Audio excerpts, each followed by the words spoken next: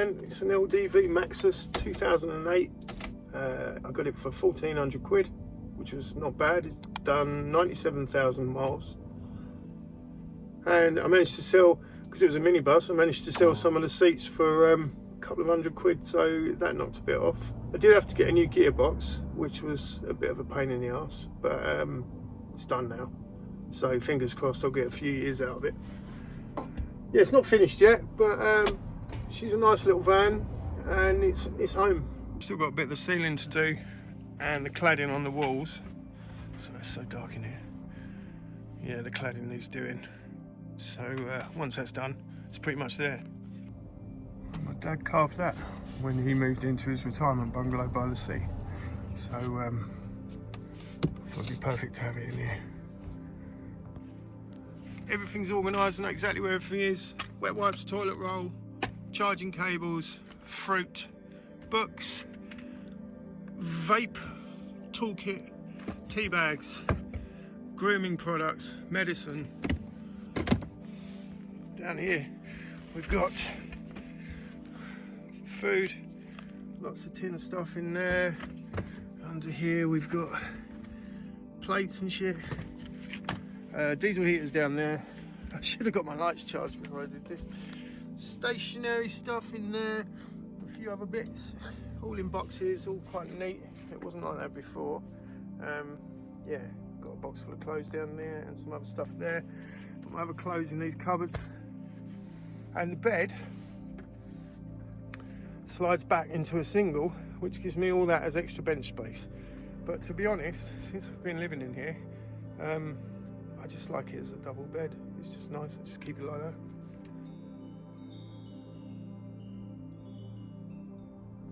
So the first thing I got rid of when I moved in here was the rug. I had a rug down on the floor. That didn't last very long at all. So what I've got now is these foam mats, which are brilliant because not only do they work as insulation, they keep your feet warmer, they also deaden the sound if you're walking around in here, and they're waterproof as well, so you can just wipe it off. Perfect, I love them. We've got an Elvish inscription here, not all those who wander are lost, from Tolkien. We've got a little map of the Shire. I did this with pyrography pens, and this Middle Earth from Lord of the Rings book. I think it was in the 70s. So I've got my water butt there, which is looking quite empty.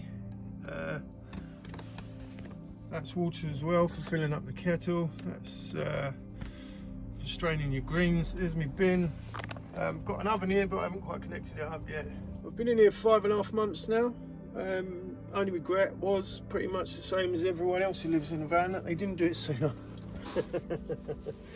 So I don't have the trappings of rent, water bills, electric bills, heating bills, all of that.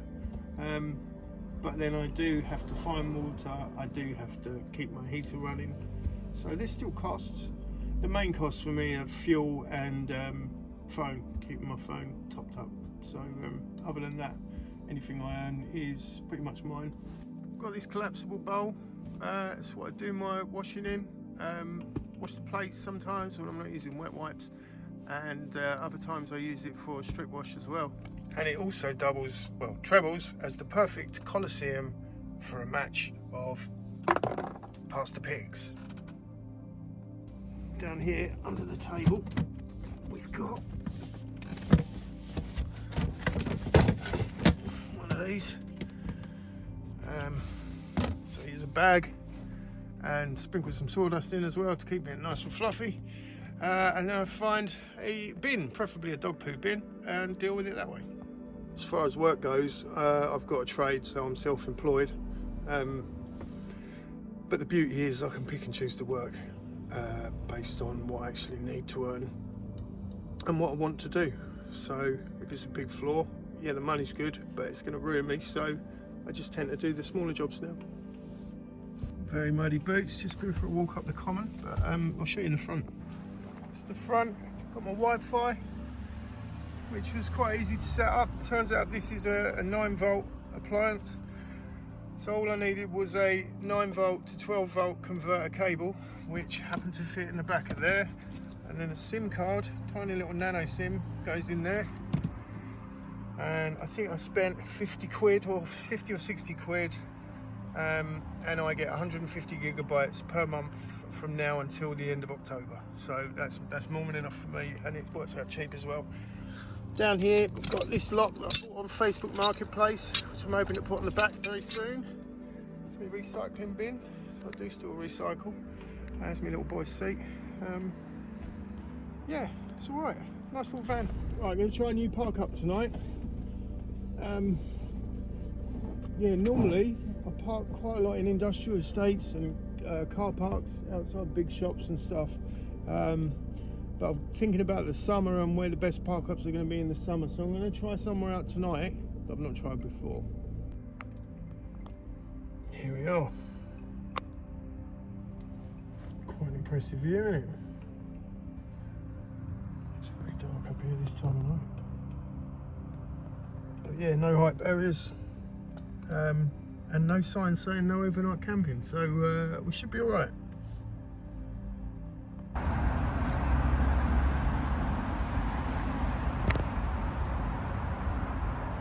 How's that for a view?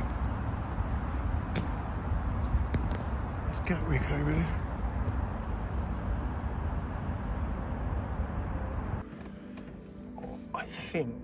I think this might be a dogging site.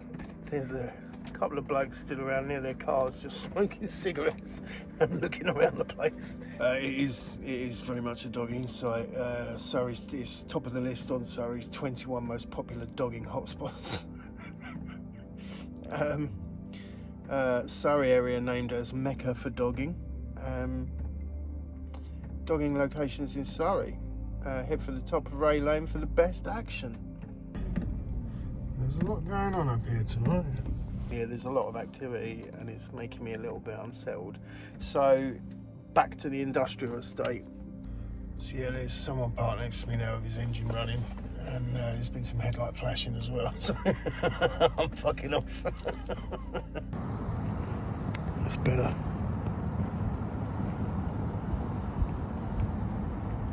Silence. 7 in the morning. I've almost been boxed in by this massive delivery lorry, so I'm off somewhere a bit quieter because this place is waking up now. Always a good idea to get out early.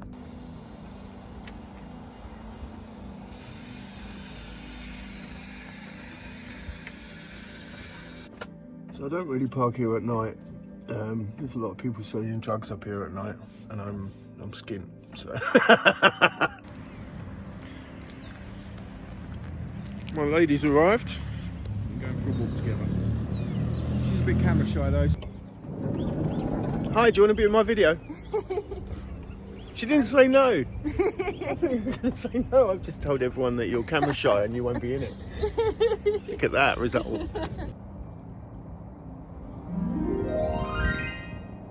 That was a nice walk, wasn't it, darling?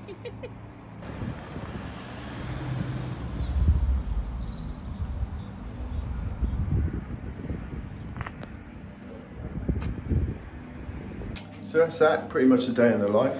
I popped around with friends for a shower because I've run out of water. I'm also getting some water. So yeah, coming up will be the wall cladding this weekend, hopefully. So I'll see you then.